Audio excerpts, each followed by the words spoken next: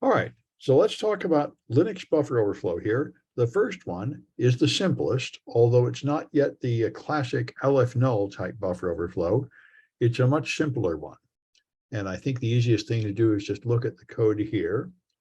Okay, so what happens is you have a main program.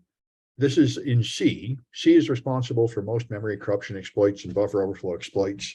And Linux and Windows are both written in C or C++ or the derivatives, and they lead to all these flaws. The code is very fast, but it is also risky. And one of the main problems with C is the thing I mentioned before when we were doing Python. If you make a string in C, it's just a list of bytes, an array of bytes. Each byte is one character, and it is easy to make mistakes. So here I define 200 characters for a name, and you can enter up to 200 characters here. Then you scan from the user data, and then you call this BO function, where the buffer overflow is, with two parameters, the name you just typed in and this date in quotes, which is the literal command date. Then the subroutine copies these string variables that come in into new variables that only have room for 40 characters, and then it executes the second one as a command. So this is a very unlikely, unrealistic, contrived example to show a simple buffer overflow.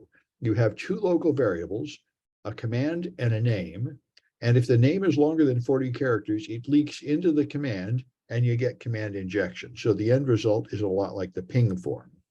So you can compile this thing on your Debian Linux. There are the commands in this instruction, and I've done that. So I've got my, oops, let me get my right. There we are. Here's my Debian Linux machine, and I've compiled it, and now it's this program /.buff32. So it asks for a name. If you put in a short name, it just says goodbye, Sam, and then it says executing command date, and it executes the command. And you can see the name is stored at this location, F00, and the command is at F28, because 28 is 40 in hexadecimal. And that means if you run it again, and you put in a longer name, 1, 2, 3, 4, 5, 6, 7, 8, 9, 10. 1, 2, 3.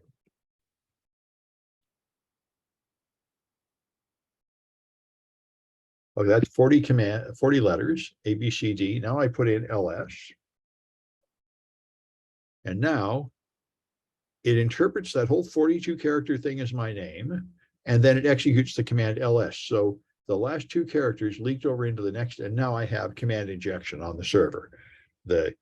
Anything I put after the 40 characters will be executed as a command. So now if you try to do an ls minus L here, and I'm going to just copy this and paste it in. All right, if I choose space minus L, then it just does the ls because the space is interpreted as the end of the string by this code. So that's a problem. And there are various ways to deal with such a problem. One is Shift Control V, we'll put it in. One is to use a backslash before the space. Sometimes that works, depending on which interpreter it's going through. But in this case, that did not work. That just fouled it up. What does work here is another trick, $ifs. It is an environment variable that stands for interframe separator in Linux. And in some circumstances, that is interpreted as a separator between a command and its arguments. And then you don't have to put in a literal space. And you see now it executed an ls space minus L. It interpreted the interframe separator as a space. So there's tricks you can try. Another one I've seen some students use, which I think doesn't work here, but it might, is to put a quote here, and then minus L, and then another quote. I don't know if it'll work in this environment. And it totally, well, yeah, it is not working. So anyway, the interframe separator is the one that works in this situation. And so that's a start. And then there are flags on my remote server, which is running that exact program. So you have to execute similar commands here to find it. All right. So that's all I wanted to say about that one. And I'm going to stop this one.